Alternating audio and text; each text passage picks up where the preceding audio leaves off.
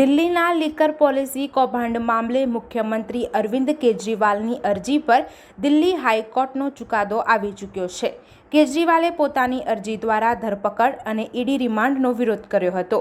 જો કે હાઈકોર્ટ તરફથી કેજરીવાલને રાહત ન મળી। કોર્ટે કેજરીવાલની અરજી ફગાવી દીધી છે અને તેની ધરપકડને ગેરકાયદેસર માની છે। હાલ કેજરીવાલ જેલમાં જ રહેશે। કોર્ટે કહ્યું કે આ જામીનનો મામલો નથી, ધરપકડને પડકારવામાં આવી છે।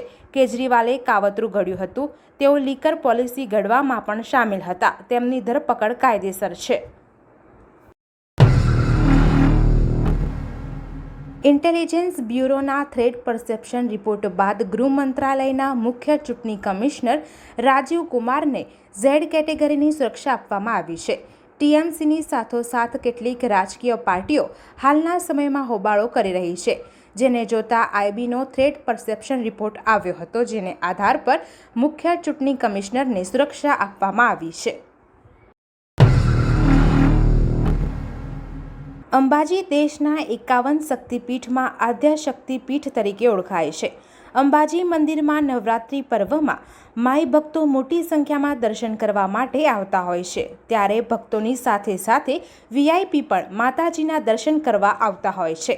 ચૈત્રી નવરાત્રિના પ્રથમ દિવસે અંબાજી મંદિરમાં ભારે ભીડ જોવા મળી હતી, ત્યારે નવરાત્રિના પ્રથમ દિવસે અંબાજી મંદિર ખાતે બોલિવૂડના જાણીતા મ્યુઝિક ડાયરેક્ટર અન્નુ મલિક માતાજીના મંદિરમાં દર્શન કર્યા હતા। આગામી એક સપ્તાહને લઈને આગાહી કરતા હવામાન વિભાગે જણાવ્યું હતું કે આગામી 4 દિવસ રાજ્યનું વાતાવરણ શુષ્ક રહેશે। આ સાથે કચ્છમાં કેટલાક ભાગમાં આગામી 3 દિવસ દરમિયાન હીટવેવની શક્યતાઓ છે। રાજ્યભરમાં તાપમાન યથાવત રહેવાની શક્યતાઓ છે। ઉલ્લેખનીય છે કે આગામી 13 થી 15 એપ્રિલ દરમિયાન રાજ્યના છૂટાછવાયા ભાગમાં પ્રી મોન્સૂન એક્ટિવિટી અંતર્ગત છૂટાછવાયા હળવા વરસાદની સંભાવના છે। आने वाले दिनों 5 दिनों के लिए जो फोरकास्ट दिया गया है गुजरात स्टेट के लिए डे 1 से डे 4 तक ड्राई वेदर प्रिवेल करेगा और डे 5 और डे 6 डे 7 की बात करेंगे तो आइसोलेटेड प्लेसेस पे लाइट रेन होने का पूर्वानुमान दिया गया है। और डे 5 की बात करेंगे जहाँ पे आइसोलेटेड प्लेसेस पे लाइट रेन होगी वो ज़िले हैं वलसाड़, नवसारी, सूरत। और डे 6 और डे 7 की बात करेंगे जहाँ पे आइसोलेटेड प्लेसेस पे लाइट रेन होने का पूर्वानुमान दिया गया है वो नर्मदा, छोटा उदयपुर और दाहोद। और हीट वेव की बात करेंगे तो कच्छ रीजन के लिए आने वाले 3 दिनों के लिए आइसोलेटेड पॉकेट्स में हीट वेव की वार्निंग दी गई है। और सौराष्ट्र और कच्छ के सौराष्ट्र रीजन के लिए डिस्कम्फर्ट कंडीशन आने वाले 3 दिनों तक प्रिवेल करेगी। और मैक्सिमम टेम्परेचर रियलाइज की बात करेंगे अहमदाबाद और गांधीनगर के लिए तो अहमदाबाद का जो मैक्सिमम टेम्परेचर है रियलाइज हुआ है वो 40 डिग्री सेल्सियस और गांधीनगर का 39.3 डिग्री सेल्सियस। और मैक्सिमम टेम्परेचर फोरकास्ट की बात करेंगे तो अहमदाबाद के लिए 41 और गांधीनगर के लिए 40 डिग्री सेल्सियस का मैक्सिमम टेम्परेचर का फोरकास्ट दिया गया है। और पूरे गुजरात स्टेट की बात करेंगे जहाँ पे मैक्सिमम टेम्परेचर रियलाइज हुआ है वो है भुज 41.7 डिग्री सेल्सियस। और मैक्सिमम टेम्परेचर आने वाले 5 दिनों में नो लार्ज चेंज में रहेगा।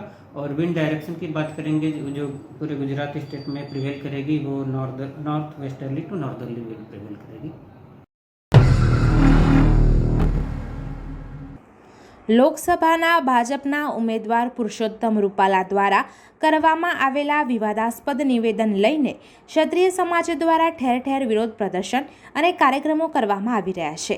ત્યારે ગુજરાત કરણી સેનાના અધ્યક્ષ રાજ શેખાવતે આજે બપોરે 2 વાગે કમલમ ખાતે કેસરી ઝંડા અને મજબૂત દંડા સાથે ક્ષત્રિયોને વિરોધ પ્રદર્શન માટે જોડાવાનું કહ્યું હતું। સવારે રાજ શેખાવત જયપુરથી અમદાવાદ એરપોર્ટ પહોંચી ગયા હતા। તેઓને અહીં જ નજરકેદ કરવામાં આવ્યા હતા।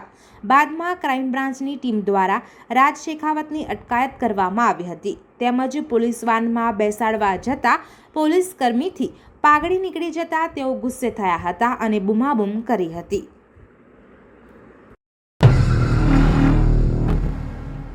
અમદાવાદના નરોડા વિસ્તારમાં આજે સવારે પોતાના ભાઈને ઓફિસે મૂકવા જઈ રહેલા યુવક ઉપર બાઇક પર આવેલા શખ્સોએ ફાયરિંગ કર્યું હોવાનો બનાવ સામે આવ્યો છે। અમદાવાદ શહેરમાં આચારસંહિતા હોવાથી અત્યારે આ સંદર્ભે જાહેરનામું છે અને મોડી રાત સુધી ચેકિંગ ચાલી રહ્યું છે. ત્યારે ધોળે દિવસે યુવક પર ભરચક વિસ્તારમાં ફાયરિંગનો બનાવ બનતા કાયદો અને વ્યવસ્થાની સ્થિતિ સામે પ્રશ્નો ઊભા થયા છે. આ ફાયરિંગના બનાવમાં સ્થાનિક પોલીસે સીસીટીવીમાં દેખાતી શકમંદ વ્યક્તિની તપાસ હાથ ધરી છે. સુરતમાં નકલી ડેપ્યુટી કલેક્ટર બની જ્વેલરીના વેપારીને 12 લાખથી વધુની કિંમતના ઘરેણાં ખરીદીને ચૂનો લગાડનાર યુવતી અને તેના પ્રેમીની સલાબતપુરા પોલીસે અંબાજીથી ઝડપી પાડ્યા છે. યુવતીએ ગાંધીનગરમાં ડેપ્યુટી કલેક્ટર અને પતિ બનાસ ડેરીમાં મેનેજર હોવાનું કહી સુરતના જ્વેલર્સને વિશ્વાસમાં લીધો હતો. બાદમાં 12 લાખથી વધુની કિંમતના ઘરેણાં સામે ઠગ મહિલાએ 2 નકલી ચેક આપ્યા હતા. મહત્વનું છે કે આ યુવતી વ્યારા, નવસારી અને સુરતમાં અલગ અલગ સરકારી હોદ્દાઓ દર્શાવી લોકોને છેતરી લાખો રૂપિયા પડાવી લીધા છે.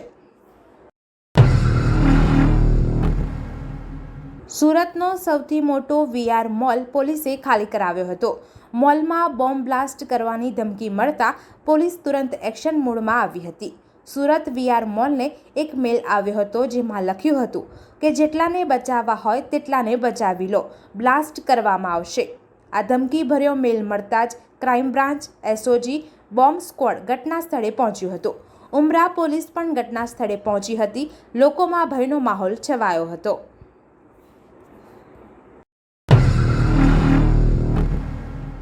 નિઝર તાલુકામાં આવેલા મુબારકપુર ગામે વૃદ્ધ મહિલાનું મરણ થયું હતું. જે મરણ જનાર મહિલાનું નિધન થતાં અંતિમ વિધિ માટે મહારાષ્ટ્ર લઈ જવામાં આવ્યા હતા. જેમાં ગામના 2 યુવકો અંતિમ વિધિનો કાર્યક્રમ પૂર્ણ કરી પરત ઘરે ફરતા હતા. ત્યારે નિઝરના પીપલોદ ગામની સીમમાં રસ્તા પરથી પસાર થઈ રહ્યા હતા. તે દરમિયાન બળદગાડાને પાછળથી અથડાવી દેતા ગંભીર અકસ્માત સર્જાયો હતો. જેમાં મોટરસાઇકલ ચાલકનું મોત નીપજ્યું હતું. મોટરસાઇકલ પર સવાર અન્ય એક તથા બળદગાડાવાળાને પણ ઈજા પહોંચી હોવાને અંગે નિઝર પોલીસ સ્ટેશનમાં ફરિયાદ નોંધાઈ છે. સોનગઢ નગરપાલિકા દ્વારા દેવજીપુરામાં આવેલા સ્મશાનગૃહ તરફ જવા માટે ગત થોડા માસ પહેલા પાકો ડામર રોડ બનાવવામાં આવ્યો હતો. પણ રસ્તો બનાવવામાં યોગ્ય કક્ષાનું મટીરીયલ વાપરવામાં ન આવ્યું હોય થોડા જ સમયમાં રસ્તો તૂટવા માંડ્યો હતો અને રસ્તા પર ઠેર ઠેર ખાડા પડી ગયા છે. હાલ આ બિસ્માર રસ્તાને કારણે સ્મશાન તરફ સ્વજનની ડેડ બોડી લઈને લોકોને ઘણી મુશ્કેલી પડી રહી છે. નગરપાલિકા સોનગઢ આ રસ્તો તાકીદે રિપેર કરે એવી માંગ ઊભી થઈ છે.